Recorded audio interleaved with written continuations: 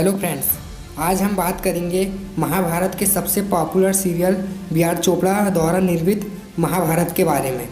जहां उस सीरियल में ऐसे बहुत से गलत स्टोरी है जिसका उल्लेख महाभारत में कहीं नहीं मिलता। और यह पूरा वीडियो बोरी क्रिटिकल एडिशन पर आधारित रहेगा, क्योंकि सबको मालूम ही है कि महाभारत की सबसे विश्वसनीय जो बुक है वह बोरी क्रिटिकल एडिशन है। और बी आर चोपड़ा की महाभारत खुद यह दावा करती है कि उनकी जो महाभारत का कंटेंट लिया गया है वह बोरी से लिया गया है। अब कोई कमेंट में ये भी नहीं कह पाएगा कि बोरी गलत है। अगर बोरी गलत है तो फिर पूरी बी आर चोपड़ा की महाभारत गलत है, क्योंकि वो लोग खुद कह रहे हैं कि उनके द्वारा निर्मित महाभारत जो है वो बोरी क्रिटिकल एडिशन पर आधारित है। और मैं आपको एक बात बता दूं कि बी आर चोपड़ा महाभारत काफ़ी हद तक सही है।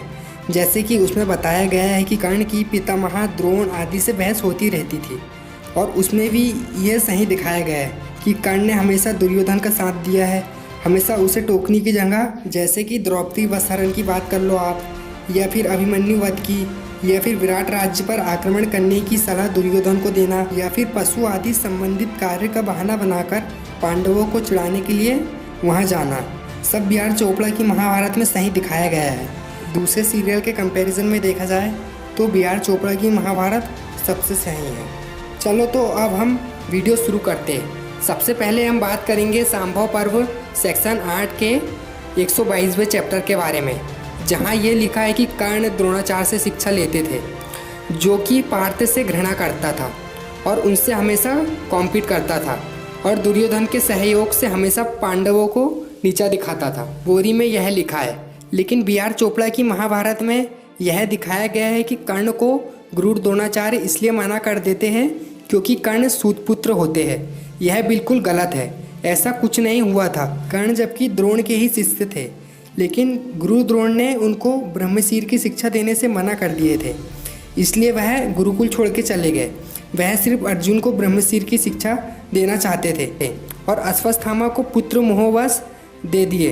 अब हम बात करेंगे देवी द्रौपदी के बारे में, जहाँ पर उनके बारे में यह बताया गया है कि द्रौपदी ने दुर्योधन को अंधा का पुत्र अंधा कहकर संबोधित किया था, जबकि असलियत में ऐसा कुछ नहीं लिखा है बोरी सी में। आप चाहे तो सेक्शन 25 और सेक्शन 26 पूरा पढ़ लेना, ऐसा कहीं भी नहीं लिखा द्रौपदी ने दुर्योधन को ऐसा कुछ भी कहा है कभी। और कुछ लोग तो महाभारत का रीज़न इसे कह देते हैं बिना महाभारत पढ़े। और बोरी सी के अनुसार श्री कृष्ण द्रौपदी की बहुत ज़्यादा रिस्पेक्ट करते थे, लेकिन बी आर चोपड़ा महाभारत ने द्रौपदी के कैरेक्टर को थोड़ा गलत तरीके से दर्शाया है। अब हम बात करेंगे द्रौपदी स्वयंवर के बारे में। इसके ऊपर मैं बाद में डिटेल में वीडियो बना दूंगा, लेकिन अभी हम सिर्फ यह बात करेंगे कि क्या द्रौपदी ने कभी कर्ण को सूतपुत्र कहा था। द्रौपदी स्वयंवर होता है सेक्शन 12 में, द्रौपदी स्वयंवर पर्व में, जहां आपको चैप्टर 174 से चैप्टर 185 तक एक भी जगह ऐसा नहीं लिखा मिलेगा कि द्रौपदी ने कर्ण को सूतपुत्र कहकर उसका तिरस्कार किया हो। और 169वें चैप्टर में यह लिखा है कि कर्ण धनुष की प्रत्यंचा नहीं चढ़ा सके थे। इसके ऊपर मैं डिटेल वीडियो बाद में बनाऊंगा, इसलिए आप चैनल की नोटिफिकेशन ऑन कर लेना, ताकि मैं जब भी द्रौपदी स्वयंवर के ऊपर वीडियो बनाऊंगा तो आपको पता चल जाएगा। लेकिन इतना तो कंफर्म है कि द्रौपदी ने कर्ण का तिरस्कार नहीं किया है कभी। अब हम बात करेंगे कर्ण के कवच कुंडल दान के बारे में।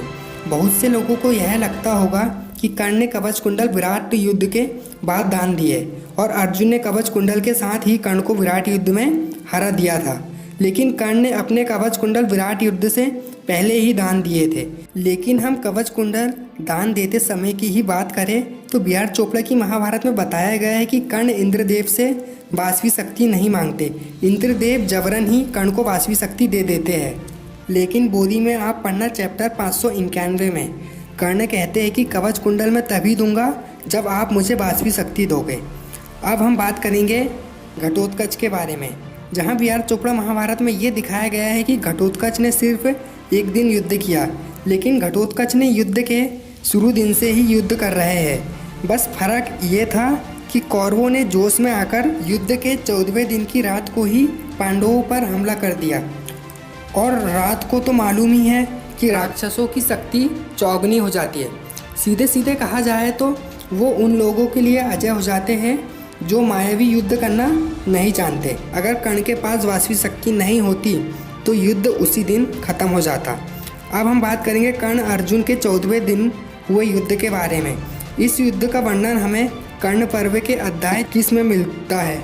मैं इस युद्ध के बारे में जो आखिरी में हुआ था वही बताऊंगा, क्योंकि वही ज़्यादा ज़रूरी है। जब अर्जुन ने अपने अस्त्रों से कर्ण के अस्त्र को काट दिया और अपने बाणों की वर्षा से सब दिशा, आकाश और भूमि को आच्छादित कर दिया। अर्जुन के बाणों से व्याकुल होती हुई पैदल, घोड़े, रथ और हाथियों से युक्त कौरवों की सेना आंख बंद कर चारों ओर भ्रमित होकर घूमने लगी। तब यह युद्ध अनेक हाथी, घोड़ों, मनुष्यों के लिए घोर रूप से हुआ। वे बाणों से मरने लगे और दूसरे भय से भागने लगे। इस प्रकार वे योद्धा लोग विजय की इच्छा से युद्ध कर रहे थे। उसी समय भगवान सूर्य अस्ताचल पहुंच गए। उसी समय अंधकार और धूल के कारण कोई कुछ नहीं देख पा रहा था। तब उन वीरों ने रात्रि युद्ध से डरकर सब सैनिकों को सेना सहित पीछे हटा लिया। उस दिन के अंत के समय कौरवों के पीछे हट जाने के पश्चात विजयी पांडवों ने प्रसन्न मन से अपने अपने शिविर में प्रवेश किया। जाने के समय सब वीरों ने नाना प्रकार से बाजे बजाकर सिहनाद करके और नाचते हुए शत्रुओं की निंदा की और उच्च स्वर में श्री कृष्ण और अर्जुन की प्रशंसा की।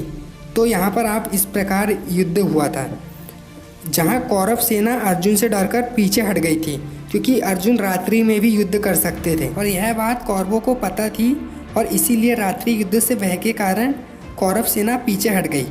तो फ्रेंड्स, आज का वीडियो हम यहीं ख़त्म करते हैं। फिर हम कभी बोरी क्रिटिकल एडिशन के अनुसार हम कर्ण अर्जुन के अंतिम युद्ध पर भी वीडियो बनाएंगे। अगर आपको वीडियो अच्छा लगा हो तो आप वीडियो को लाइक और कमेंट ज़रूर करना। धन्यवाद।